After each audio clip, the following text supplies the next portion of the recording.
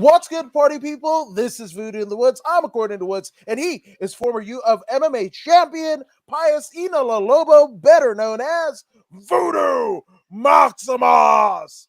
And UFC 270 is upon us. At the time of this very recording, it will be less than 24 hours away. Actually, 24 hours from right now, we should be essentially getting into, if not the main event, at the very least, the co-main event.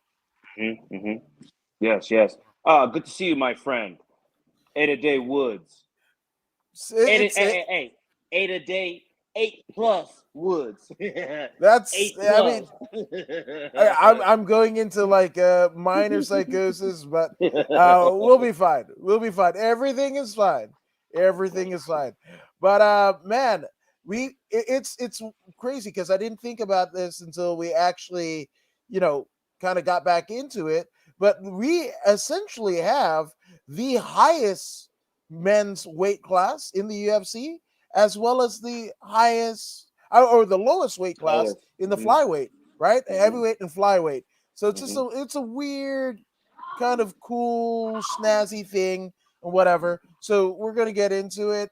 As just before we got on the air, Voodoo basically let me know that one of the fights essentially had fallen off, and what fight would that be? Ilya Topuria versus Charles Jourdain fell off, and also Jacob Malkoun and AJ Dobson fell out as well. Yeah, yeah, it's I all mean, good. still a pretty fascinating card, So, but in the instance of Tuporia, that was a weight cut issue, right? Yep. I think So we also lost Warley Alves and Jack Della Maddalena. wow, yeah, because that was actually at the weigh-ins. So since the weigh-ins, and not just like the weigh-ins, the official weigh-ins, but the show weigh-ins, right, in front of all the people or whatever. That was something that Joe Rogan was like, yeah, Della Madonna or whatever his face was, So yeah, but still a pretty good card. We didn't have the top two, so as long as we have our title fights, no disrespect to anybody else on the card, but I mean, I think that's essentially, if you're paying $100 for this damn pay-per-view, you want those two fights. Most definitely, man. That's really what we want to see, the championship matches. The peak, the tip of the spear. Everything else is appetizer. No, you know what I mean? Everything else is an appetizer. Like we're a talking about we're talking like a about blooming co-main event. onion, like a blooming onion at Outback Steakhouse, like a Parmesan cheese stick at the damn Buca de Beppo, right? It's the garlic bread. The shit is garlic bread. Sorry, guys and girls, your fancy garlic bread. But no. So I guess we get started with a little bit of a Southern California flavor.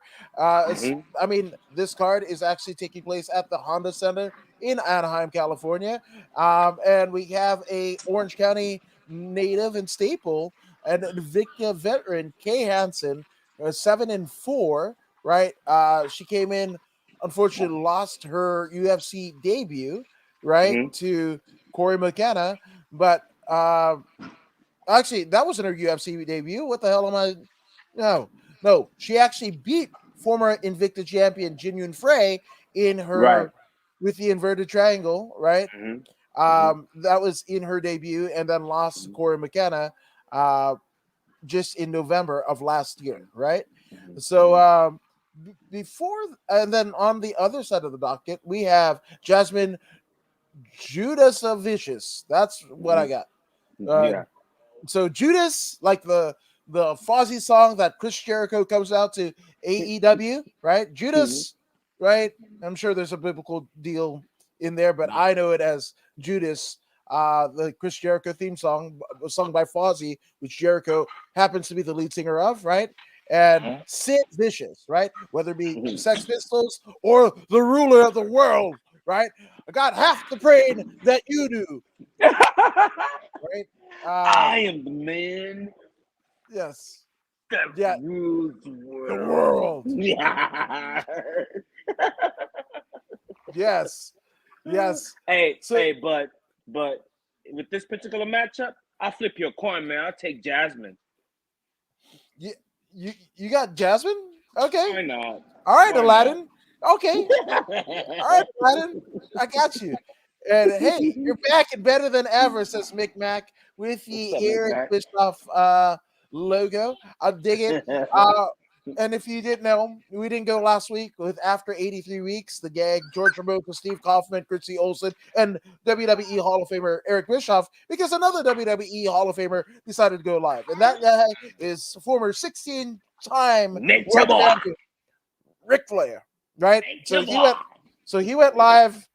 We didn't want to take the heat, that newbie on the scene and the live scene. So we will be back next week. We let Flair have his flair, is what I'm saying. Yeah. So so okay, I guess I got Kay Hansen, right? Okay, And no I'm problem. calling it. Mick Mac says I'm calling a double KO in that match. Wouldn't be I mean, surprised. well, so Jasmine is a striker. For those who don't know, she's got pretty good hands, but also her hands kind of deject the fact that she's a purple belt. I mean, if we're talking about just jiu-jitsu terminology, because a lot of things you heard Daniel Cormier, and the weigh-in show was absolutely funny this morning, because they had the panel and whatever, and anytime there was a grappler, whether it be jiu-jitsu or wrestler, they had Daniel Cormier read the stats, and I think about fifth line he was like, why the fuck you just give me wrestlers, like I see what y'all doing. But the deal with Jasmine, right? Because everybody betting odds and whatever through shit I don't understand at all. Vegas odds makers. I hear people say it. I don't know what the fuck that means. But with that all being said, they have Jasmine as a striker, right, and Kay as the grappler. But in jiu-jitsu speak, it's actually Jasmine who's actually a higher belt level than Kay in it. So it's wild. It's gonna be an interesting matchup. It is. It is. It's And gonna be an interesting matchup. and both of them coming. I mean, Jasmine.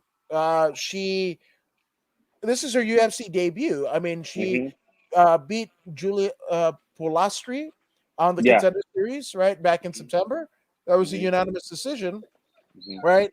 And then Kay Hansen, basically coming off of a loss, right? So they're kind of at equal footing.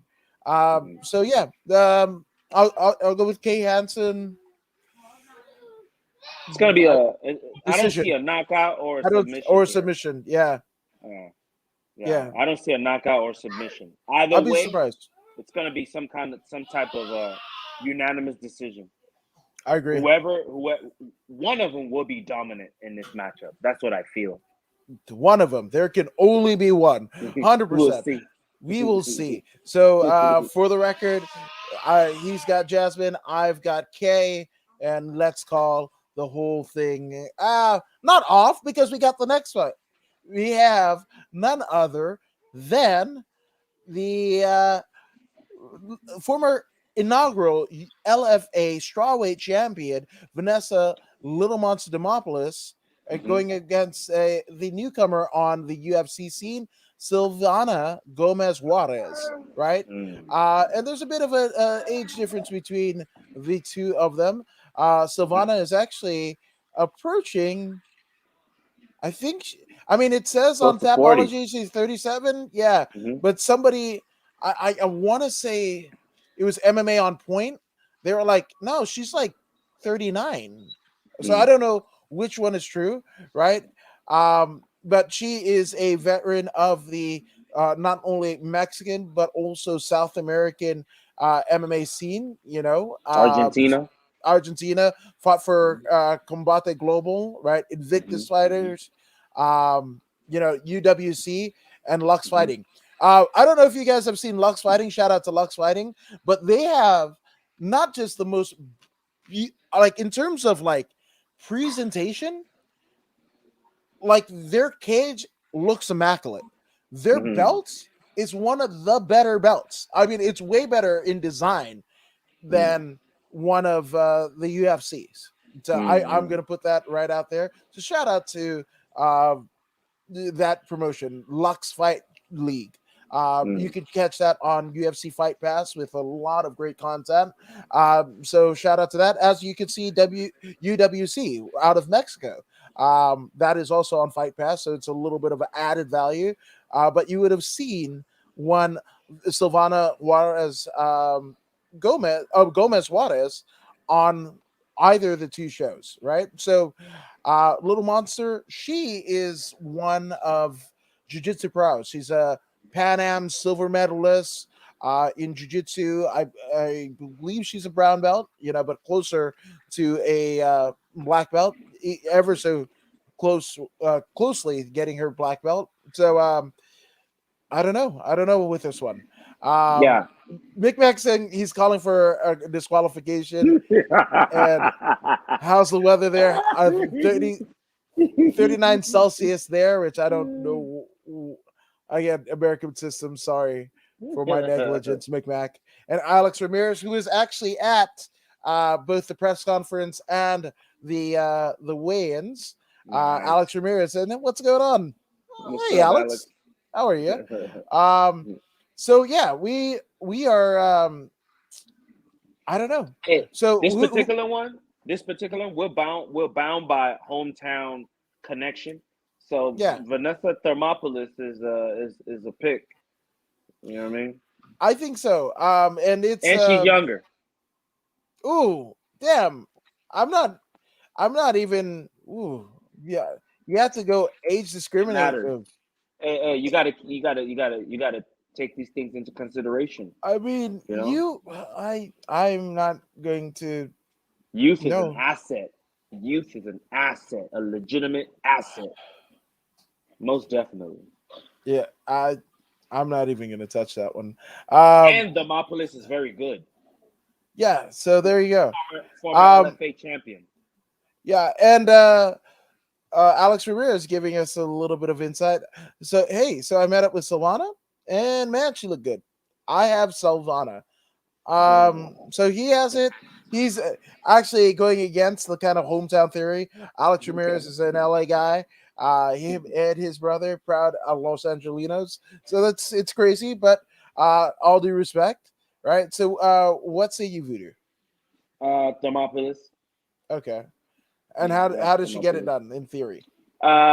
This is gonna go all 15 minutes, and it's gonna Yeah, be a split I, decision. I I don't agree. see a finish.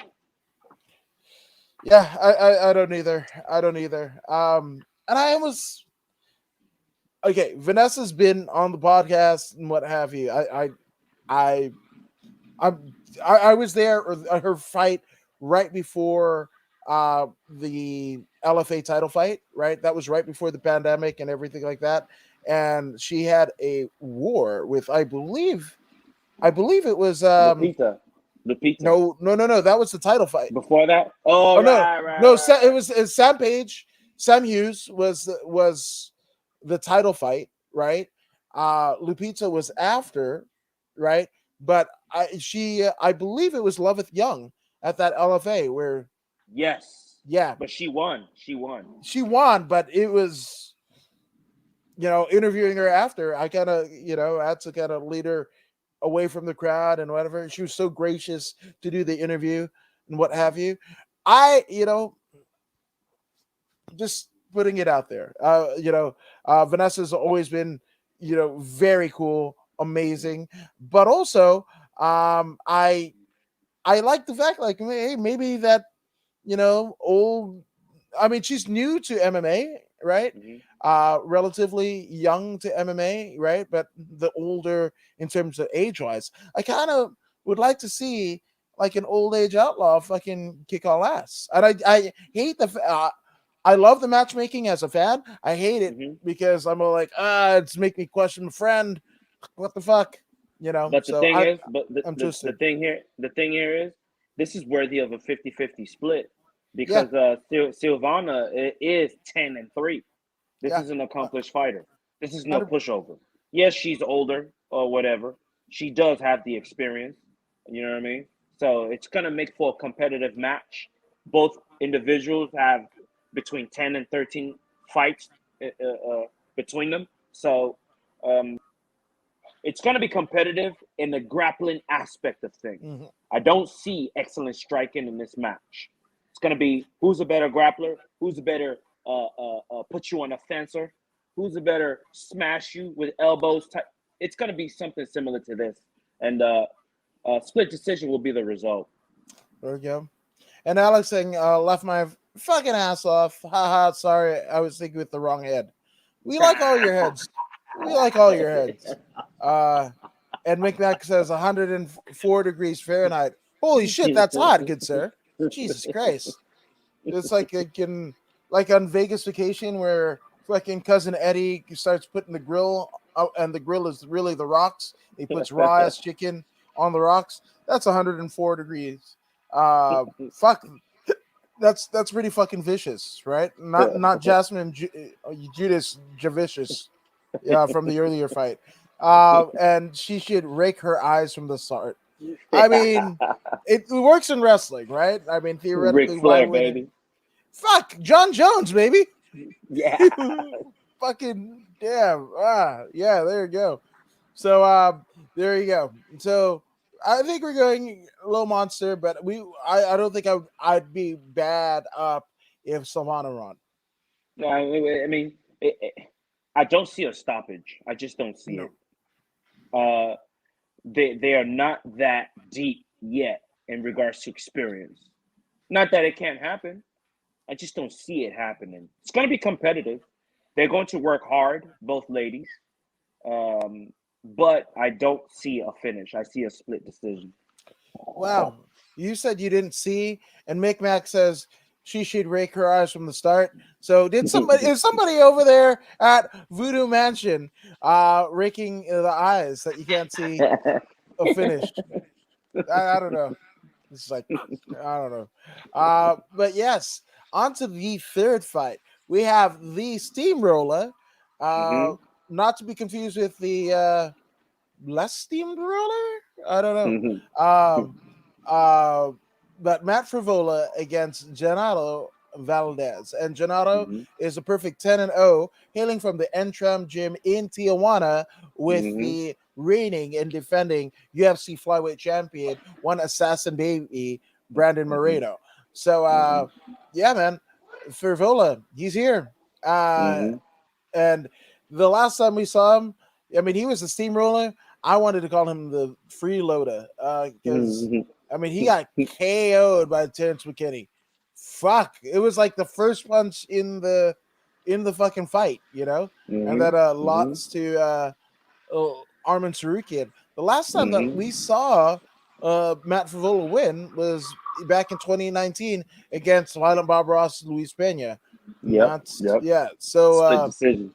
yeah, it's been a while for him. So Mm-hmm. then we've got the perfect, Gennaro. Now, one might argue that Gennaro might not have the amount of caliber opponents as one Matt Frivola, but Mm-hmm. he's here. I mean, a fight's a fight, right? Yep. So, you know, to get 10-0 in anything, that's a pretty good. I don't care if it's baseball, Mm-hmm. volleyball, badminton, whatever, let alone people getting punched in the face or Mm-hmm. separating themselves from consciousness or limbs Mm-hmm. in any grappling discipline. So Mm-hmm. I'm not going to take anything away from Gennaro Valdez at all. Mm-hmm. But who you got? Um, it's hard to go against perfection. It's hard to go against perfection. Matt Favola is good. He's a UFC veteran, so it's a tough one. But I can't see a guy that's 10-0 and pick against him. It's very tough for me to do so. So I'm gonna go ahead and go on a limb and say Valdez will win by submission, third round. I like it.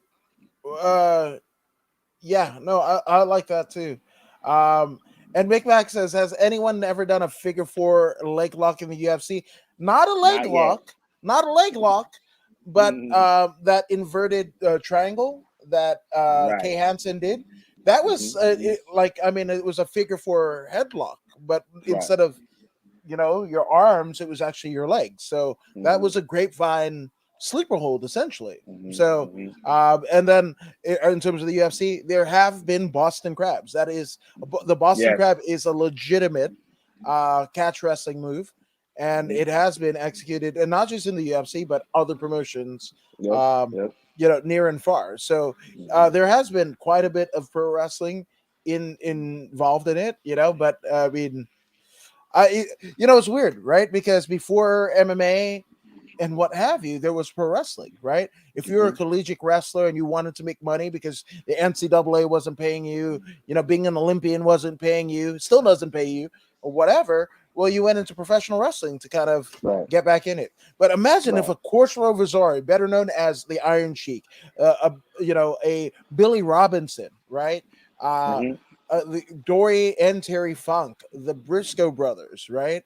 Jerry and Jack Briscoe had gotten Mm-hmm. into fucking, you know, MMA, if MMA was a thing 20 years before and lucrative, Jesus Christ, man, the history would be on its head because Yeah. 50 years, I mean, in the 50s, I should say, you had guys like Lou Thez and Vern Gagne who would Mm-hmm. essentially, I mean, it was shoot fights, right? Some were Mm-hmm. predetermined, but what happened, how you got there was completely up to you and your opponent and what have Mm-hmm. you. So that in itself was kind of a precursor to MMA. And look no further than Minoru Suzuki, who basically him and Funaki, not the WWF Funaki, but Mm-hmm. Matsukatsu Funaki, created Pancrase that I literally started the careers of like guys like Gary Albright, Boz Rutan, Josh Barnett, and what have you. And in the case of the latter two, Rutan and Barnett, who should one is a UFC Hall of Famer, one should in War Master, and I'm not saying that because you might know the guy, but that Mm-hmm. is a legendary fucking career. I don't care how you spin it, right? Yeah. So there's that. But to me, pro wrestling and MMA kind of cousins. You know, Definitely. yeah, Definitely. and Lot of similarities there. absolutely. But one thing you can't do, you can't escape the cage. No, the closest I think we got was what was it, Habib after Connor, and then Jose Aldo in Brazil. The first time he fought in Brazil in two promotions, right? WEC and UFC, and he Yeah. fucking beats the shit out of his opponent, and he fucking runs into the crowd and whatever. One of the most fantastic, fantastic moments in UFC history, right? Mm-hmm. So yeah, I'm going Gennaro as well. I say, you know what? Fuck, I say third round KO because for Okay. Vola, we don't know how his chin was. I mean, if he was able to sustain a first round KO, one of the fastest KOs in UFC history, if not the fastest, you don't. I mean, not to say that Terrence McKinney was not powerful because he absolutely was, but that wasn't too long ago. I Mm-hmm. don't know. You can't fucking Mm-hmm. train your chin. So I'm Mm-hmm. going with Gennaro. Yeah. Yeah. No arguments there, man. No arguments. Yeah, Man. Which brings us to the 135-pound bantamweight division. We got Tony absolutely. Gravely versus Salman Oliveira. Now, this is a striker versus jiu-jitsu artist type match. We have the Brazilian, who is very well versed in jiu-jitsu. He's a former champion. Tony Gravely, uh, 85% of his losses has been to submission, rear naked chokes or whatnot, guillotine chokes. So how's he going to fare against this fella? He does have more experience. Will his takedown defense be sufficient? This is a question Tony Gravely has to answer. Will it be sufficient? We don't know. However, Tony Gravely has more experience, more UFC experience to add to that fact. I will be going with Tony Gravely to win this one by decision, split decision. He's going to lose at least one round to Jiu Jitsu. He might not get submitted, but he will lose. He will be dominated, but he will pull it off in the end. I see him pulling up a split decision because sooner or later his opponent's going to get tired for going for the takedown, and then Tony Gravely will be able to use those hands and piece him up real good. Granted, he doesn't get submitted before that. Yeah. Ed Micmac says, nah, second round TKO. Now, here's the funny thing about Gravely, right? Mhm. Um, Gravely is a fucking legit wrestler, right? There He you has go. takedown, he was a stud at his high school and into college, right? And then, Mhm. took up jujitsu, and I believe he's at least a purple belt. I could be wrong, but I could have swore that's what Daniel Cormier was saying at the weigh-in show. So, Mm. and just on a side note, that is the most uh I mean, just laissez-faire pronunciation of Simon that you get, Saimon for Oliveira. I think that's funny. But I got Gravely second round KO. Okay, I'm not mad at that. Not mad at it at all. But He's, the Simon fella looks formidable. he He does looks look formidable. formidable. I Mm. just okay. So but I guess I'll put my prediction with an asterisk in Mhm. the sense that Gravely has to get it done in the second round, right? Mhm. Mhm. I'm not questioning his cardio or whatever, but in terms of, and this is what fascinates me, right? This fight is essentially in the bantamweight division, right? But how you get to Mhm. fucking bantamweight is weird, like Mhm. how, whether you're like a Kendall Grove type that can just Mhm. make that weight cut, or you're Mhm. just a short, stocky fellow and whatever, and built like a fucking brick shit house, Mhm. which Mhm. is the case of Tony Gravely, right? Mhm.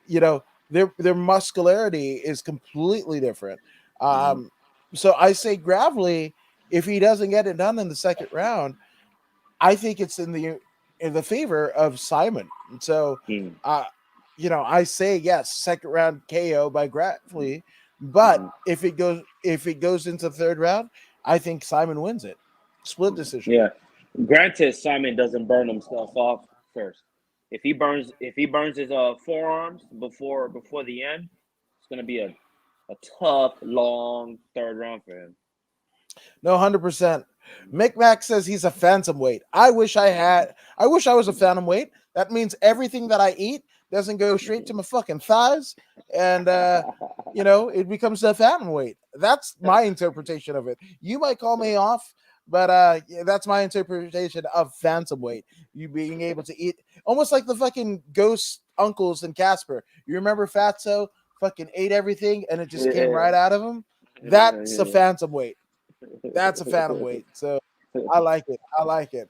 Um, so yeah, I say Gravely in the second, right? No KO, and if problem. it doesn't No happen, problem. then it's going fucking Simon. But you have Mhm. Simon regardless of what happens. Oh no, no, I got Gravely. Oh, you got I Gravely also too? have Gravely. Yeah. Okay, Hmm. yeah. Yeah. So Yeah. I mean, Simon has a ton of experience, but so does Gravely. So Mhm. That that's wrestling is gonna be a key tool for him to stay alive. That wrestling, you know. yeah, no, 100%, 100%. So in the 170 pound, 70-pound division, we Mm. have the 4-0 Pete Rodriguez, right? A Pete dead game Rodriguez. Man, he's talking a big game at 4-0. Mm. That guy. Mm. All of his fights pre UFC coming by way of the Icon Fighting Federation, which can also, I believe, be found on UFC Fight Pass, right? Mhm. So this is his UFC debut. Kind of Mhm. pole vaulted and didn't even have to go through the Dana White Contender Series or the Ultimate Fighter. He's just in the UFC. That's not a Mhm. bad deal for 4-0 fighters. We know Mm. people here on the regional scene here in Southern California, as well as Midwest, Florida. I mean, marquee talent is coming from every corner of the world. I'm so excited for the future of MMA, but still, there's still people that are 4-0 still fighting on the regional scene where Mhm. Pete Rodriguez is in the, pardon the pun, but he's in the big show. Mhm. Yeah. Yeah. Yeah. It is what it is, man. It is. He. Hey, it's who you know, man. It's not what you can do. It's who you know It in this world. or who you sign with in terms of your Exactly. management team. So if you know, you know, and nothing against it. You know, it is what it is. But then we have the Aussie Jack Della Maddalena, Hmm. right? And he's been stuck in Vegas for 3 weeks because he was supposed to fight. Jesus Christ, I think it was Warley Alvarez. He was Yeah. supposed to, yeah, and then they got canceled and Hmm. whatever. So he was just praying that he got a fight. His prayers were answered, and he gets the undefeated Pete Rodriguez. Hmm. Um, but Magdalena coming to us from the Australian regional scene, as well as the Dana White's Contender Series, which he Hmm. actually got a contract with a unanimous decision, which Hmm. doesn't doesn't really happen, you know. Hmm. But prior to the Contender Series, he had maybe one fight with with Cage Warriors, and then the rest of his career was essentially at Eternal MMA. Eternal. Hmm. Right, you know, it's wild because he loses his first two fights in his professional career, both in 2016, but then fucking goes on a tear and Hmm. isn't defeated since, essentially. Hmm. Hmm. Hmm. Yeah, Well, yes, well, he is. when, He is an Aussie. he is Aussie. He Oi, is oi, Aussie. oi. Yeah. Yeah. When you look at this, you have one fella who has more professional experience, and the other fella who has less experience, but he's undefeated, but a Mm-hmm. plethora of amateur experience. Now, one thing you know about the amateur is there is no knees to the head. Significant weapon, significant weapon. No elbows. Is there no elbows to the head as well, right? I believe Something so. like that. Well, bottom line, professional ranks has way more weapons Mm-hmm. than amateur. Yeah, So, so I'm leaning towards a guy who's had more professional experience, even though they're both new to the UFC. The one that's got more experience is the guy that I'm gonna lean towards, and I like the way he fights anyway. So Jack Della Mm, mm, Maddalena, that's my guy. That's my guy. I agree. Yeah, which I was gonna say, Jack Della Reese, touched by an angel. It has the same kind of fanatics to it. Yeah. I don't know, but yeah, I think that's a consensus pick. Jack Della Magdalena for the win. Hmm. You know. And Yeah. Mick Mac says he's got to stay away from these Whoppers. I don't know if you're talking about the candy coated malt balls. Chocolate covered malt balls. I love those. Yes, I'm like Mr. Bucket. I like. Never mind. There's a whole fucking joke. Nope, not even fucking gonna go there. But um, yeah, I think that's a consensus pick. So I guess we're moving on. We're moving Hmm. on and getting not older. But if you wanted to see one former deep bantamweight champion uh, compete in the UFC, well, by George, you have your chance because we have Hmm. the former lights out extreme fighting bantamweight champion Victor Lamongosa Henry Hmm. going against Hmm. former I believe it was a Japanese promotion as well where he's a bantamweight Hmm. champion. Yeah. What Rising. Shuto. It was He was Shuto. in Rising. Okay. It was Shuto. So we have the Shuto bantamweight champion against the deep bantamweight champion. Two of the best Japanese promotions, especially for the lower weight classes. And this is almost a dream match if you're a Hmm. fan of Japanese MMA. We have two Hmm. former Hmm. champions of two of the most prominent post Pride uh, MMA promotions, and they're doing battle pretty pretty high up on the card, especially Hmm. for Victor Henry. Obviously, he's known to us right here in the Southern California region. He is a disciple, protege of the War Master Josh Barnett out of Hmm. the UWF USA team, right? Um, but I mean, he's fought everywhere. He's Mhm. fought everywhere, kind of done it all, you know. But this is a tough customer in the Brazilian of Mhm. Raoni Mhm. Barcelos. Mhm. Barcelos is 16-2. The last time that we saw Raoni is a majority decision to Tamir Baliev, but then he fucking uh, you beat it, and it's weird. It says unanimous decision uh, in the fight with Khalid Taha, Mhm. but there is, I mean, the damage that he put on Khalid, you know, he's very capable, very capable. Mhm. This one, I'm definitely going with Victor Henry. Victor Henry, uh, in, it, been able to interview him several times. He's been on the podcast, what have you. So there's no way that I'm going to pick, pick against him. But Mhm. I think this would be one of my candidates for fight of the night. Yes, yes, yes. I agree. I agree with you. The weight class, they're very light, which means there's going to be a lot of speed, lot of speed. One thing that we know about Victor Henry is he's got great cardio. He keeps bringing the pressure. That's his key to success. Pressure, pressure, pressure. He's one of those guys. Honey Barcelos, he's good. He's good too. He's good too. This is why I am in agreement with you. This is potentially the first possible fight of the night candidate. Either way, Victor Henry by any means necessary. Yeah, no, I'm right there. So you're not gonna get me to pick against Victor.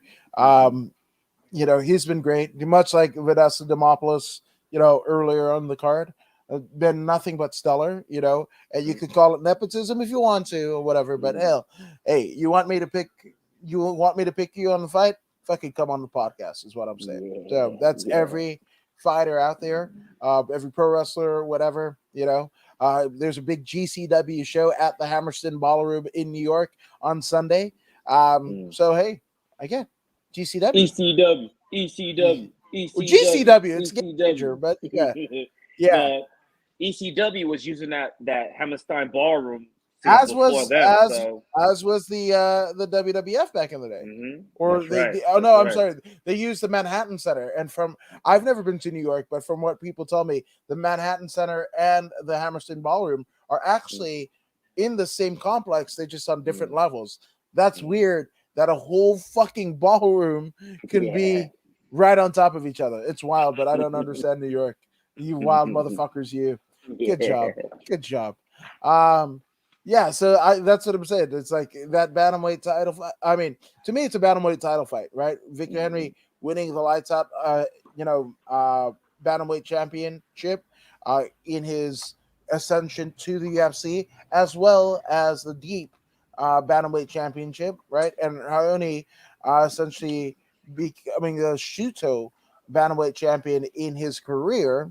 I'd say this is a battle of all the belts, even though they're not going to really display him in the UFC. But this is a battle of the mhm, belts. But Victor Lamagosa Henry is mhm. my pick.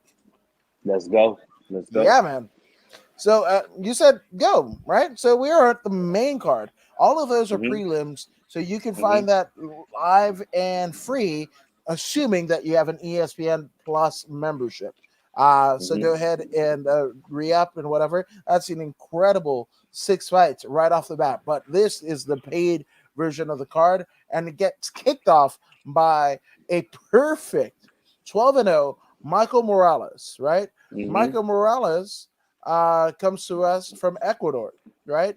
He mhm, is, you know, pretty known, you know, and he has made his career, all of those 12 fights, they've come by way of promotions such as Emma, UWC, Dana White's Contender Series, Troncon, FFC, Manaba Top Team 2, and mhm, Pasaje Combat mhm, 1. So all throughout mhm, uh, the uh, the Latin American regional scene, right? mhm, And mhm, goes to the Contender Series, states his dominance, and anybody that says, "Oh, he doesn't face big competition," well, guess what? These are fights on Dana White's Contender Series, right? That are handpicked by the boss himself. So I'm Mm-hmm. just saying. And he did the same thing that he was doing to people in Latin America, right, left, right, and center. So, Mm-hmm. but he's in there with the tough Trevin Giles. Trevin, the problem, Giles is essentially a Mm-hmm. problem for everyone who steps Mm-hmm. into the cage with him. Right now, he Mm-hmm. did, lose his UFC debut. Not the, I'm sorry, his last UFC fight against Mm-hmm. Druckus de Plusisis. The South African. Yeah, that guy, right? Mm-hmm. Druckus, Druckus, Mm-hmm. right? But prior to that, he beat James Krause on the undercard of the John Jones Dominic Reyes fight in Abu Dhabi, right? Um, Mm-hmm. I mean, he's been in there since 2017, and the in there I'm Mm-hmm. speaking of is the UFC, right? Mm-hmm. Mm-hmm. Um, Jesus Christ, this one is another fucking toss up, man. Mm-hmm. This could go either way, but I'm going Yeah. with experience. I'm going with Trevin Giles. Mm-hmm. That's a nice little asterisk to take the streak away from Michael Morales, right? It's an Mm-hmm. Mm-hmm. uncrowned championship within itself, right? If you Mm-hmm. Mm-hmm. kind of rate your MMA that way, I do Mm-hmm. apparently. For those who don't know, so what say you, Voodoo? This is my second candidate for fight of the night. Agreed. The the young Morales is gonna bring it because he wants to impress. This is his first fight. One, he's showing up to the UFC on his first fight. Two, he's in a pay per view. Are you serious? On a Francis Ngannou pay per view. So you know he's gonna be showing out. He's gonna bring his A game and he's gonna bring the fight to his opponent, Trevin Giles. Giles is a UFC veteran. He's been in the UFC since maybe 2016 or something like that. However, the boy is undefeated for a reason. He's undefeated for a reason. I'll flip you a coin, and I'll take Michael Morales in this one. Okay, I got Giles, and you said he's the boy has worked up to this point. I like it. So are you saying like Morales. let's hear it for the boy? Is that what you're doing, Vidi? Let's hear it for Yeah, the there we go. So nice little 80s reference there. So yeah, we're split here. I got Giles, he's got Morales. Um, we'll see what happens come Saturday. We will. That's it's nice to have a little bit of stakes, as Yeah. I mean literal stakes, right? I might be having literal stakes as I'm watching this, but have a skin in the game in terms of picking somebody and then to watching them win. So I like it. I like it. So this is a split for us here. No problem. But we have no relation to Habib Nurmagomedov, but in the bantamweight division, we have Said Mm-hmm. Nurmagomedov against the Spartan. He was the Starman Mm-hmm. for quite a bit, and now he's the Spartan. But Cody Mm-hmm. Stamen, right?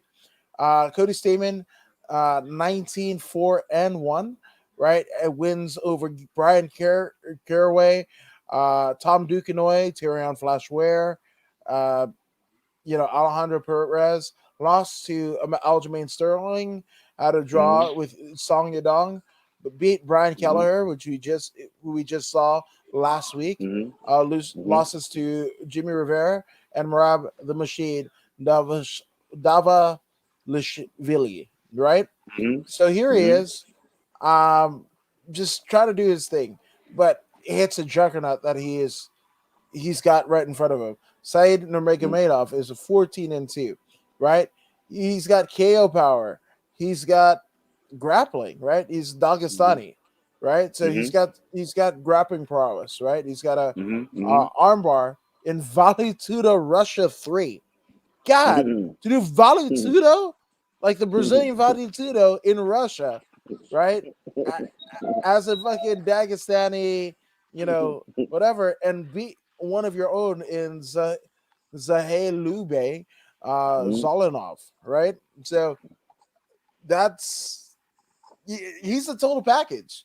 Yep. Not like Lex Luger, but kind of like Lex Luger. So I'm going to say, I mean, I'm sorry. I should talk about the. I'm sorry, the opponent. Oh, we did talk about Cody Stamen. We did Okay, talk about it. yeah, Mhm. absolutely. So I'm going with Saeed Nurmagomedov. I can flip your coin here. I'll go Cody. It's Really? it's not yeah, it's not gonna be an exciting matchup. Uh, It's gonna be a whole bunch of wrestling. You know what I mean? It's gonna be Wrestling. boring. It's gonna be a bunch of wrestling. Even though wrestling is a intricate, technical, and necessary part of the game, it's not going to be exciting. Um, it is what it is. I don't Mm. see a knockout. If anybody gets a submission, perhaps Saeed will get the submission, but I don't see a finish here. I see some kind of decision. Wow, what a way to sell the fight, Voodoo. That's amazing. All right, and Mick Mac says the ballroom of the Hammerstein and the Manhattan Center is bigger than Fuji.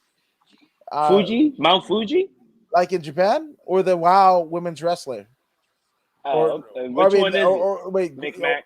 yeah, or the Glow. It wasn't WoW. It was the Glow, right? That's Mount Fuji, or was it Mount Fiji? I don't know, but I'm from Mount Fiji. Fuji Yeah. is massive. I've been there. It is Okay. massive, massive. Yeah.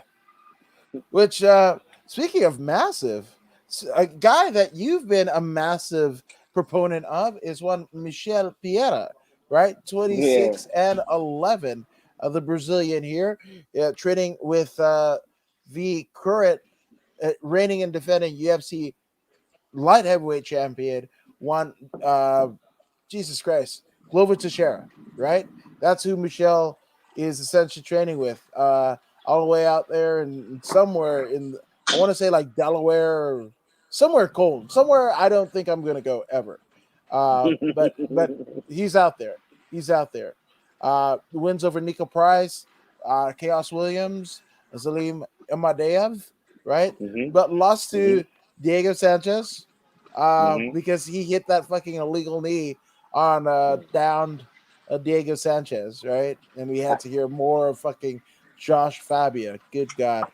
Uh, so on the other side of the docket, we have Andre Filo, all right, the Portuguese man of war. That's not his name. I just called him like fucking Aldo Montoya from fucking WWF back in the day. But he's a veteran of ex MMA where he fought former UFC alumnus James Vick, Mhm. wins over Sun Hoon Yu at UAE Warriors and Lincoln Plug at the same promotion, right? Uh, yeah, Lincoln Plug. Yeah, there's a joke in there somewhere. He's got a leaky plug. Why did he plug it? Jesus Christ. See, you brought it out of me, Voodoo. Jesus. I was trying to be all civil. Civil. Jesus. He's got a leaky plug. Hey Fucking A. man, I think Michael Pereira, as he's been listening to all the commentary, I and think so. he's making those adjustments. He understands that his ticket to the dance is his theatrics, the backflips and all that. So he does that. But he's learned to minimize it and not waste energy in fights that mean something. So I'm gonna go with Michael Pereira because he does have dynamic striking. As long as he stays content and controls his emotions and not get stupid with it, he should win this one quite easily. Yeah, he's going to be taking it easy. I've got Michelle Pieta. I I like people who do weird shit. You know, I mean, Sansom, the fucking guy in LFA that fucking knocked that guy out, and then did a backflip off of his fucking prone body. That's not cool. That's not cool. But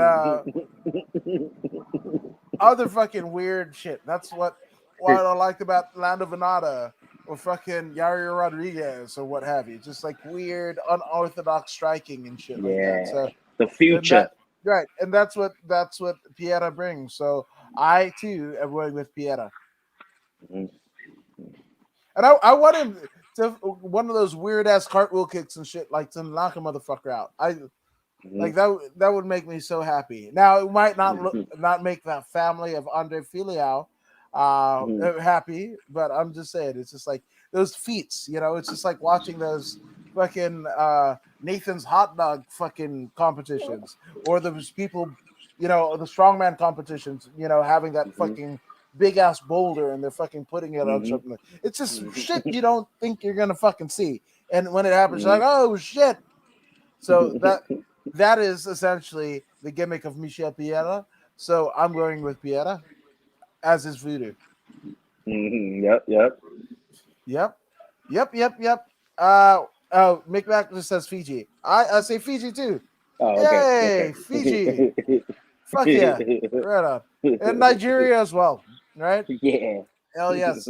But Mick Mac says now don't be sad because there are 2 out of 3 Two out of fights three. ain't bad. Now don't be sad because 2 out of 3 ain't bad. There's a song. Yes, Yeah. there you Two out of go. three ain't bad. It There ain't you bad go. at all. Yeah, It's more especially if than you half. read it twice. If you put it a third time, I would have still read 2 out of 3, but I get what he's doing. But we are at the co-main events of the evening. We have former UFC flyweight champion Deuce de Guerra, Davidson Figueiredo, right? Who sports a 20-2-1 record against the assassin baby, everybody's Mhm. favorite, Brandon Mhm. Moreno. Mhm. Well, everybody except for obviously Davidson Mhm. Figueiredo, the Amazonian fucking village that Figueiredo comes from, the fight ready camp that Eric Alsaban and Henry Cejudo fucking call home, right? They Mhm. don't think Mhm. that they don't love Brandon Moreno the way that the rest of us do, but that's all right. Mhm. Uh, I actually got a little bit of heat on Davidson Federato because I believe it was Lego presented Brandon Moreno with a replica. A Lego Uh, belt. yes, essentially Lego belt, right? And I showed my kid, and my kid, who's a Lego head, a brick builder since he was like in diapers, was like, "Oh, that's cool." Like my kid that doesn't necessarily watch MMA, but he saw that and it Mhm. was like cool, right? And Mhm. that weird ass Eric Alsaban with the weird fucking hair and the eyeglasses and the fucking he's just a weirdo to me, that guy. Um Mhm. he's just cringy, right? The As the little kids short say. guy. Yeah, yeah. And he Yeah. makes everybody else cringy around her. Henry Cejudo cringy. The fucking Figueiredo cringy. Pitbull fucking cringy, right? It was just weird. So Davidson, Alshabad, uh, I think it was episode 2 of UFC Embedded. Davidson Federato wanted to go shoot guns. They went to Scottsdale, shot guns, but as the target practice, it was a shitty version of Brandon Moreno's UFC belt, and they shot it. And I was just like, you know what? I mean, you're making yourself out to be a heel. I get it, right? Or whether get it or not, but like this is a guy that was crying about why he wasn't getting what he felt he was paid for, doing an immediate turnaround, right, and fighting Mhm. in one of the quickest turnarounds in UFC history without getting a Mhm. fucking fight of the night bonus, right? And Mhm. Dana Mhm. presenting him that 50 G's in cash Yep. in a fucking Yep. Tiffany's bag or whatever, right? Yep. But if you do Mhm. shit like this, right, think about kids who are watching, kids that are like, oh man, yeah, that might not watch UFC, but because Brad Moreno collects Funko Pops and he builds Legos and shit, like, oh, I'm gonna watch my fucking UFC, right? Or I'm gonna take up jujitsu, right? Mhm. Like that's an incredible, indelible mark that you're leaving on the world. You're leaving the world a little bit better, right? And bringing in an audience that normally wouldn't be there, right? And what does Davidson Federato do? Fucking plays into every stereotype that people have about fucking MMA fighters, right? They're violent, they're fucking, shit for brains and whatever the fuck, and do weird shit, and fucking Brandon Moreno, fucking assassin baby, all the way, all the way. NGM Jiu Jitsu in fucking Tijuana. Shout out, man. I Yeah. hope Brandon Moreno gets a long fucking title reign. That's nothing against the aptitude of Davidson Figueiredo, right? Mm-hmm. Like whatever that crazy Amazonian fighting system that Davidson Figueiredo knows, right? Mm-hmm. Mm-hmm. Fuck yeah, I love that. The tradition, right? Tradition of fight, especially in that region. How many Mm-hmm. wars were won with the style of fighting that Davidson Figueiredo learned, right? That was pretty much exiled from the rest of the populace, right? So I'm with it. Mm-hmm. But Mm-hmm. he's so fucking cringy, right? And he's teamed up with more cringy fucking people, right? And Mm-hmm. there's a thing, right? If you're trying to play the heel, the bad guy persona, right, and you're getting your heat, there's two types of heat, right? Well, actually, there's a couple types of heat. There's fucking cheap heat where you're like, this town sucks. Your fucking sports team suck. It's cheap heat, right? Anybody can fucking do Mm-hmm. that, right? Mm-hmm. Shut up, fat boy. That's not what your mom's was saying last night, right? That's cheap heat, right? And then there is the heat where you want, right? For people to pay to see you, right? Whether whether it's to see you because they like you, right? Because they want to cheer the bad guy, right? Or they want to see you get your ass kicked, right? But then there's that third option of go away heat, where you can do all this shit, right? And try to push buttons and nobody's fucking reacting. Everybody's no selling it. And guess what? Mm-hmm. Davidson Figueiredo is actually kind of fucking bordering that. In one of the Mm-hmm. embedded episodes, he was like, he was saying something to Moreno about like, hey, I'm coming to reclaim my belt, right?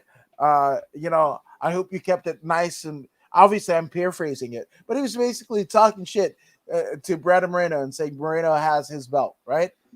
But he got finished one, right? He got finished by Mm-hmm. Brandon Moreno, right? Okay. And then he's talking shit, right? He's in Portuguese, right? Mm-hmm. To a Mexican, like native language Spanish speaker. Mm-hmm. Mm-hmm. Like, if you really wanted to fucking talk shit, you fucking learn Spanish, bro, and just like, Mm-hmm. yo, what the fuck up, man? But it just lost a Yeah. little bit of its sting for me. Mm-hmm. I know Mm-hmm. you probably disagree. Yeah. Yeah. Yeah. Hey, hey, Brandon Moreno, cry baby. Brandon Moreno, cry baby. More fuck. I loved every moment of it. I loved it. Loved it. When you look at that press conference, there were 4 athletes, 3 of them belt holders. The 2 biggest ones are sitting there bickering like children. Oh, you hurt me. You hurt me. You hurt me. This dude is 250 pounds. You hurt me. You hurt me. That's a lie. That's a lie. I knocked you out. That's a lie. It was pathetic. And then Brandon Moreno, what's he doing? What's he talking about? Some nonsense. Hey, woo! Woo! What the hell is that? We brought all these people from around the world, and that's the best you can do? What was that? Davison Figueroa single-handedly saved that event. He saved the event by doing what he did. He initiated by speaking English. Oh my goodness. Jackpot. Somebody is trying. Somebody is trying. Everybody else, what did they do? A bunch of nonsense. Arguing about some dumb stuff. Are you serious? Oh, you did not knock me out. You hurt me, but you did not knock me out. Did I knock you down? Stupid. Stupid. Moreno, what were you doing? What were you thinking? What was that nonsense? You can't decide if you're going to speak English or speak Spanish? What the hell? Like, get your head together, man. We're here to make money, not just fight. We're here to make money. Get your act right. Figueiredo threw him an alley-oop, and he couldn't even lay it up. He should have dunked it, but he didn't even lay it up. Right? Like, clearly we know Figueiredo is playing a character. It doesn't take a genius to know that he's playing a character. Go with it, man. Go with it and sell this pay-per-view. Sell the pay-per-view. Both of you will gain from this. It's like I see Triple H, and I'm like, hey man, your name is Paul Levesque. Your name is Paul Levesque. Duh! We know his name is Paul Levesque. Go with the scenario. I mean, you don't go to Disneyland and be like, oh, that night show is fake. That night show is fake. Dude, use your imagination. Come on. That's why these dudes don't get paid. You have an opportunity. You're in front of the world. All the mics are in front of you. And you want to argue with Figueiredo about his character? If his character is real or not? I want Figueiredo to smash this dude just for being stupid. I mean, I'm not mad at you. I want a severe knockout. Severe knockout. Jesus severe. Christ. Jesus. There will be a fourth fight. Hey, I mean, I know he's trying to be the God of War, but doesn't fucking Figueiredo remind you of Megamind, the cartoon, the big ass head? Like, I don't know how Moreno could miss that big ass head, you know? Well, in all reality, this match, because they know each other so well, I saw Figueiredo go out there and do something different. Yeah. He's been in Arizona for 4 months now. He's sacrificing. Anything worth having requires sacrifice, time, energy, things of that nature. He's done that. He's done something different. Yeah. You know what I mean? So when it gets to it, it's going to be mental toughness. It's not going to be some skill. It's not going to be skill. It's going to be mental toughness. I see this one going at least 23 minutes. Ooh, there you go. I like it. I like it. And Steven Tatum says, cheer or just say hello to the bad guy. And UFC needs tag team matches. Actually, there was a promotion that ran in fucking Brazil. No, Russia. Why did I confuse Brazil with Russia? I fucking don't know. But Russia, where there's a tag team female match where they just beat the shit. Like, you know, one girl got caught and then the other fucking she just swarmed on her ass. I was like, how the fuck is this going on? But that was the same fucking fight where a rather bigger lady fought a dude of skinnier proportions. And right. Shit, yeah, it was weird. It was weird. Fuck yeah, Russia with your weird shit. You know, they had one where everybody dressed up like superheroes and beat the shit out of each other. You know, like American Gladiator type fucking obstacle course. Fucking Russia gets wild, dude. Have you seen the one in the phone booth? Two dudes in the phone booth? Yes, I've seen that. I've seen that. I've seen the fucking actually Christian, you know, of a Christian Cage or WWE's Christian, same guy. But he hosts a show where they fucking get down in the fucking Knights of the Round Table armor, you know, like shit's that's weird. Pretty cool too. I mean, getting beheaded isn't, you know, I don't know. But you know, one thing I do know is, wait, did you? Okay, so you've got fucking. I got Figueiredo. Knockout in the fourth. I got Moreno and submission. It's gonna be a finish, but submission. Okay. Knockout. Okay, I like it. He said, Figueiredo, you son of a bitch, I'm gonna knock you out. I guess that's the most I think that's the most accurate use of the foreign name pronunciation classes by Voodoo for one easy payment of $9.99.99 or four easy payments of $4.99. Yes, I know the holidays were tough, but look at no further than Davidson Figueiredo, former UFC flyweight champion, learning not the fucking shit that you would learn in Rosetta Stone, but definitely shit you would learn in Rosetta Parks. You know, that chick that you get fucking collard greens from, and you might get that sticky icky. I'm just saying. Yeah, those are the motherfuckers that use the foreign name pronunciation classes by Voodoo. As well, you should too. I am not just a spokesperson, but I also am a member. The reason why I speak so eloquently, or lack thereof, is because the foreign name pronunciation classes by Voodoo. So come get you some. There you go. But you know what? We are at the main events of the evening. We have the Frenchman 10-0 in MMA competition, but also, I mean, every fucking combat sports initiative that this gentleman has competed and bore witness to, he has come away with the win. That guy is Bongamin Selgan, the UFC like interim fucking heavyweight champion. But he is in there with the Cameroonian born 16-3 Francis Ngannou, the Predator, right? Now, I'm going to go on a rant here, folks. Sorry, guys. Let's go. But this one, I want fucking Francis to win more than anything. Because guess what? Francis Ngannou is essentially the fucking monster that Dana White created, right? Right? He created the fucking monster, right?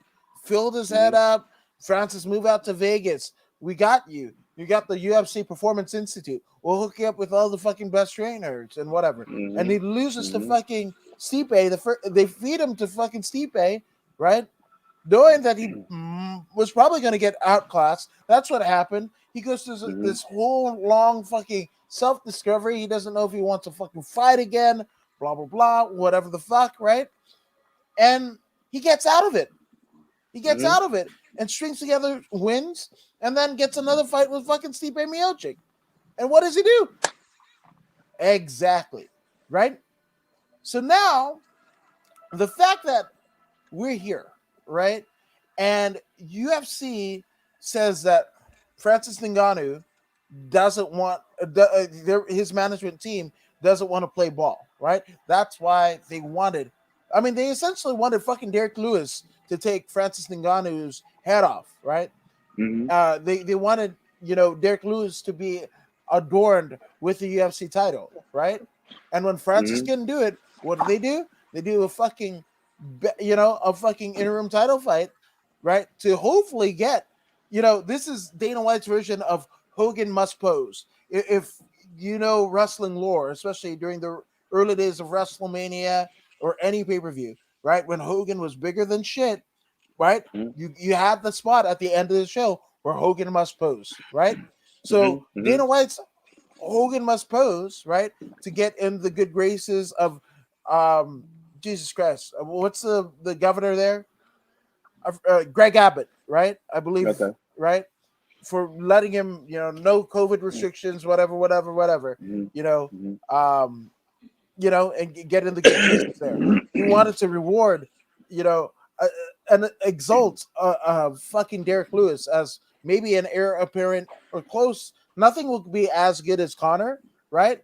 But something to the ilk of maybe a Brock Lesnar or Connor, because Derek Lewis can fucking talk, where Brock wasn't able to, right?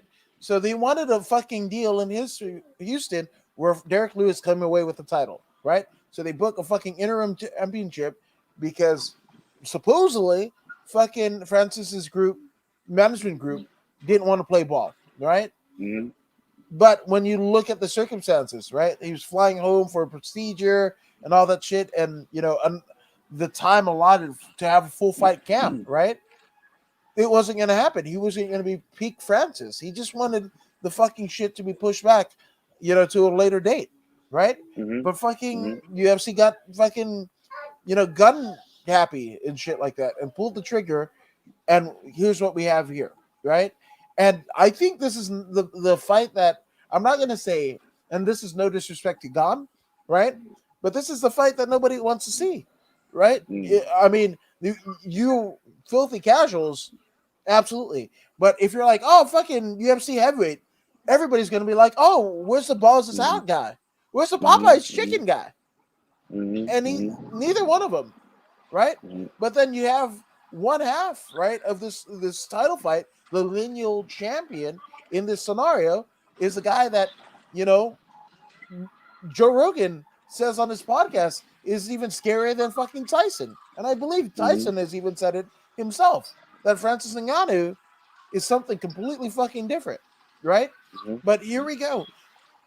Apparently, you know, Dana White and the rest of the UFC brass are making it out to be Francis Ngannou and his team as not being, you know, not playing well, right, with others. But what it is the fucking guy that that Francis Ngannou, the reigning UFC heavyweight champion, has in his management enclave, used to fucking work for the UFC. And Dana White is calling him like a fraud, doesn't know what the fuck he's talking about. He worked for you for damn near a decade. He couldn't be dog shit if you kept him on the fucking payroll. Now, whether Dana White knew this guy existed or whatever, I mean, does fucking Bill Gates know everybody that works at Microsoft? Does fucking Elon Musk, you know everybody that works at every fucking Tesla factory? No, we're not saying that. We're not saying that at all. But again, this is somebody who knows the UFC's practices, that saw the fucking antitrust lawsuit come and go, and maybe still ongoing. He knows the tricks of the trade. So it's not a Francis thing. He's an insider, right? And here we go. This is crazy because this is the last fight on Francis Ngannou's fucking contract, right? So he can come away and be in a situation where he's out in the open market as the reigning UFC champion. But guess what? That actually cannot happen, right? Because they have an automatic fucking rollover clause for a champion. They basically say you're bound by 3 fights or a year, a full calendar year, right? If you're champion. And the thing about it, the asterisk is on whichever one is longer. So let's say if Francis fucking beats Gon tomorrow night, right? And then has 2 fights in 2 weeks. And then a third fight the next month, right? He's still bound because it's a year, right? He can get 3 fights, right? And it's whatever's longer. So you can fucking you draw that thing out. So it lessens the credibility. And they'll have all in the interim, they'll have all the interim fucking titles, being defended and whatever the fuck, and strip Francis, whatever. At the same time, he's still under fucking contract. This is Rage Against the Machine, right? I want Francis to win so bad because he is somebody, again, that the UFC created, saw value in, but supposedly they don't anymore. Going to the guy who's managing him, right? He worked for fucking Dana White, knows all the fucking shit, worked for the UFC at their offices in Vegas. He knows the tricks and the trades and fucking beating them at the pass. And also, right, this is creative art. The Francis is managed by CAA, the Creative Artist Industry, right? Which is a big fucking talent agency, right? But guess who the UFC is owned by? WME Endeavor, another big fucking Hollywood talent agency. This is a battle of the juggernauts. This is not just about the fight, right? And this is not even getting into the fact that Gon and Ngannou train together, right? There's so many layers, so many fucking layers, right? And to me, and it might mean nothing come Sunday morning or late Saturday night where we're deep into libation and whatever. It might mean nothing, right? But for me, again, this is like you created me. For instance, Francis saying you created me, and you're not going to give me my just due. Fuck you, man. Fuck you. This is Francis Ngannou. This is his management team's Rage Against the Machine, and I would love to see it happen. This has nothing to do with Cyril Gahn, right? Do I find Cyril Gahn fucking cringy? Yeah, absolutely. Man, he's just not a likable cat. And I don't know if it's the French je ne sais quoi or whatever. There's something in me.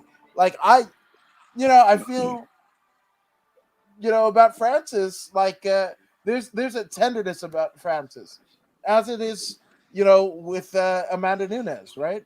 There's a tenderness. You don't even have to know who they are. You hear them talk and whatever. You just absolutely love them. They seem so genuine, so salt of the earth.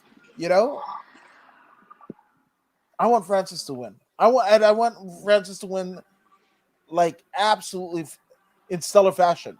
Now I'm going to. I don't think it's. I don't think it's too secretive, right? But Clayton Jack, or Cal Jack, the Grizzly Cal Jack, former NXT notable, whose dad actually has wins over Dan Severn, Don Fry, Randy Couture, right? Well, yeah, that dude's son is who Francis brought in to help him out with the training camp, with the wrestling and whatever. This is a guy who, at Josh Barnett's Bloodsport, during the pandemic, Bloodsport, if you guys don't know what it is, check it out. It's a GCW production, right? But Cal Jack in a no rope ring, right? In a fucking warehouse, right? The only thing that you can do to win is either pin or submission. So not pin, KO's of submission. So for Cal Jack's KO, he fucking grill press slams a motherfucker and throws them against a fucking brick wall. I shit you not. And that's the guy that fucking Francis Ngannou brought in to help with his wrestling against Cyril Gahn. Yep. Yeah, this is a. Go ahead. You're gonna see a version of Francis Ngannou that you've never seen before. You didn't think it was capable of. Again, his power. The salt mines and fuck it. All of this shit. But I think we're gonna see Francis grapple. And again, with that power and stopping a takedown. I'm not at all convinced. I'm absolutely convinced that if he just does a fucking snap as Gahn tries to fucking take him down, and he just fucking snaps and thwarts a fucking takedown, we might see fucking Gahn's fucking legs implode because he's carrying both of their fucking weights. This is the best Francis Ngannou that you're gonna see, right? But again, just a little bit of angst, a little bit of anarchy. This is almost like fucking CM Punk walking out with the WWF title in Chicago after that match with Cena, and he was a free agent after the Pipeline promo. This is it, man. Fuck yeah, man. I'm riding with Francis. Yeah. This fight has been the road to this fight has been one that really irked me. This coach, Ferdinand, whatever, very good coach. I mean, two of his guys have made it to the top, the very peak of the spear, tip of the spear, and now they're fighting each other. But Francis had one thing to say about this coach. He wants the spotlight. He wants to shine. And he's like, yo, if you want to shine, man, throw them gloves on, get up in them and earn it yourself. You know what I'm saying? Why you got to shine off of me? I get it. Same as Ali Abdulaziz.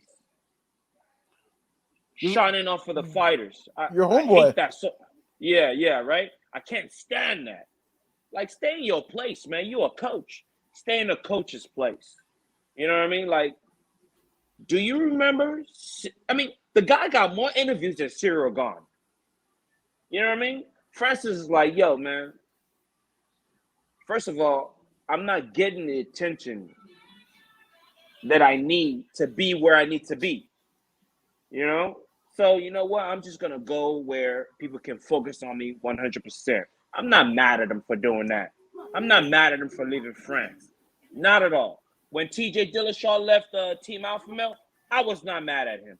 Because when you get in that cage, it's you versus someone who's trying to take you out. You got to do the best possible thing for you to survive in that cage. And if it means leaving MMA Factory or whatever it's called, so be it. Be happy for the dude, man. Be happy for him. This dude was hell-bound on bringing down his own countrymen. He was hell-bound on bringing down his own countrymen. Who does that? I mean, you helped build this house.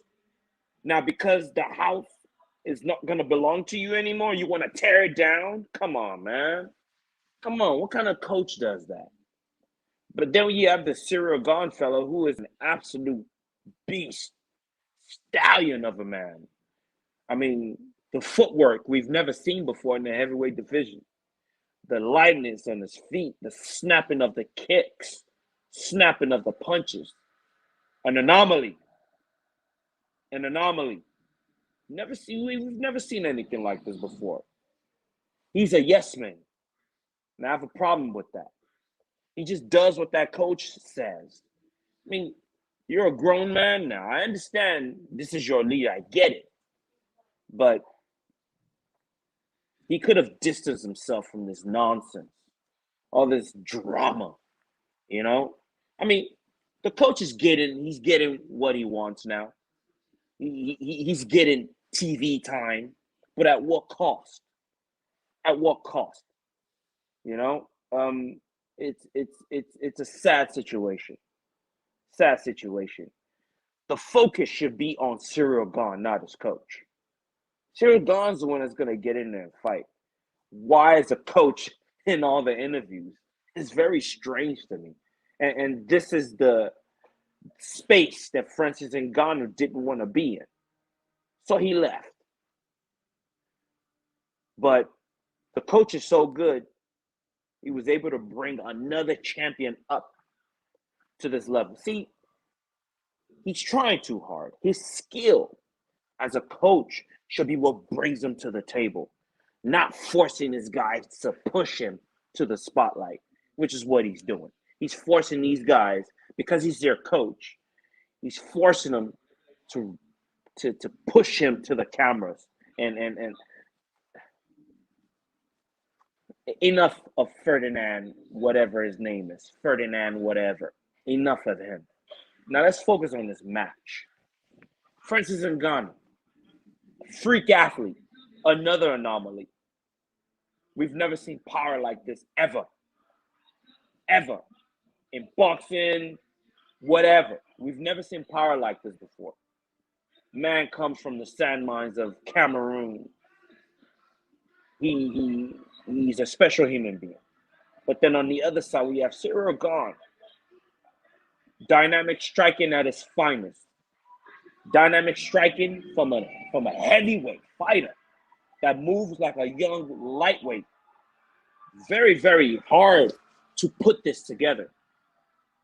The footwork, the dexterity, the IQ. The IQ. He's put it all together in such a little time. And it's showing, because now he's challenging for the title, and he is the interim champion. So now we must unify this title. One is fighting for the honor of this gym. The other is fighting for the future of all fighters. Francis Ngannou's battle this weekend is against the corporation. If he wins, he puts power in the hands of all you fighters, even Cyril Gahn. Cyril Gahn is a yes man. If the UFC says you're going to get 300,000, he'll be okay. He's that guy. He will not challenge the system like Francis is. He won't. He won't. It's in his nature. He's soft. He's very good, but he's soft here. Here. Skill-wise, top of the line. Probably the best you've ever seen. Probably the best you've ever seen. But if Francis wins this fight, this is good for the future of fighting. And I'm also banking on Francis to win this fight because when he does, he's going to grant everyone else an opportunity to challenge for a better contract. Yes, I signed this contract in the beginning, but look at my output. Look at my performance. I should be compensated now. Though I signed a contract that says I'm supposed to get, let's say, for example, 200, but my performance is worthy of 1 million. I shouldn't be getting 200. Francis is kicking down that door, breaking that glass ceiling. This is what he's facing come Saturday. Cyril Gane is not his match. Yes, Cyril Gane is a physical representation of the hill he has to climb. But if he ascends his hill and he gets to the very top, this is going to benefit all you fighters. All you fighters will benefit from this. You know? It's a tough match. It's a tough match for him. But I believe he will win. I believe his time is now, and he will make that connection necessary to shut down his opponent. Even though his opponent is the better striker, better mover. All advantages goes to his opponent with the exception of this. Francis Ngannou's life is the edge that he needs.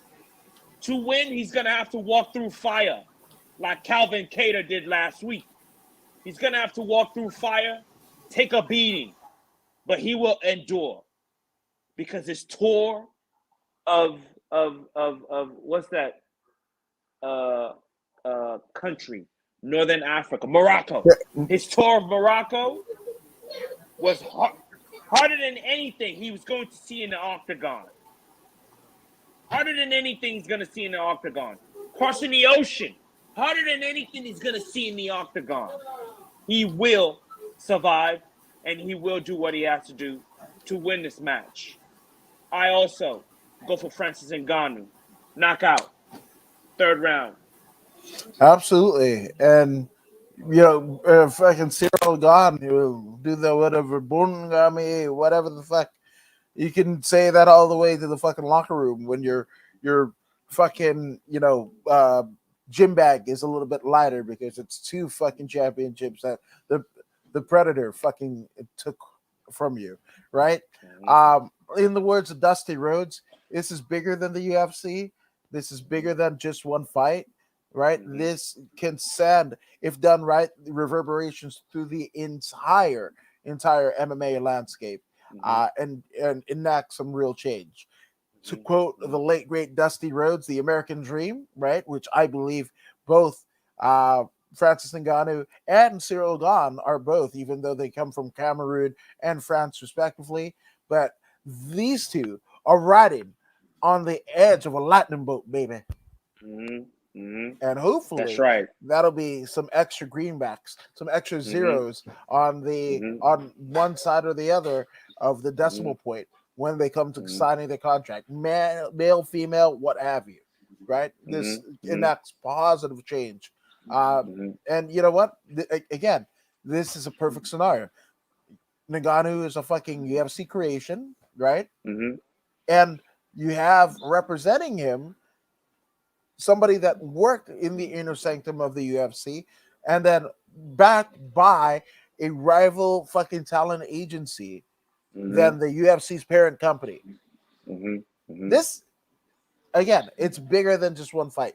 And I hope we look back on this, not just the fight, but what, it's when Ali, enacted the Ali Act that essentially ended up having, giving Conor legal recourse to pursue the money fight with Floyd Mayweather, right?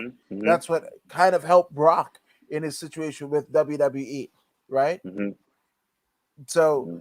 I hope we look back at this and Francis Ngannou in terms of enacting positive change, right, in the landscape of MMA, right, to almost the effect of, I'm not saying he'll be the next Ali. There can never be another Ali, right? That's it.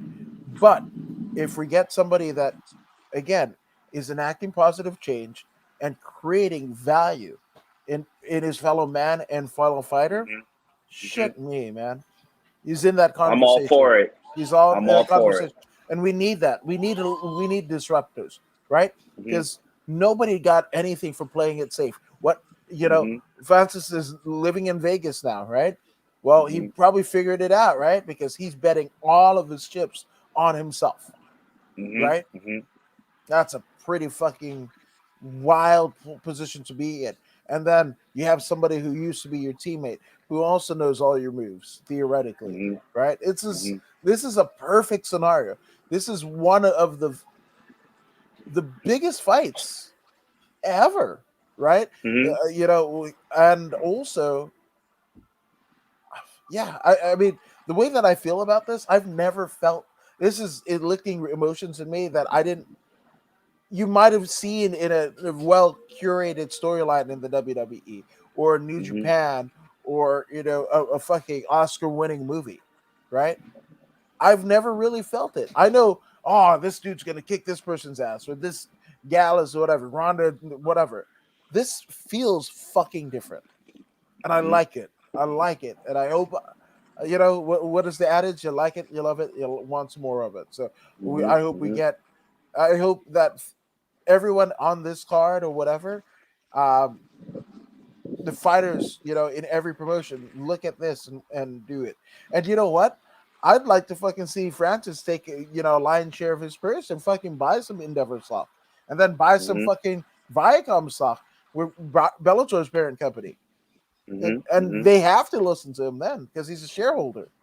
You Mm-hmm. know, so Mm-hmm. fucking crazy times, man. But I can't wait to fucking be here Sunday afternoon, Yep. right? Yep. And fucking divulge all of the happenings, all the sights and sound of UFC 270 and what ended up coming. But before we Mm-hmm. go, Voodoo, where can they find you on social media? Definitely on YouTube, Instagram, Facebook page, Twitter, and Snapchat. Find me, like, share, and subscribe. You know what I'm saying? I'll add you back, and we can get it going. Absolutely. And I'm according to Woods pretty much everywhere. I think it's Adam K. Woods on Twitter, but if you put according to Woods, I'll come up. The Space for Radio, it'll definitely be there.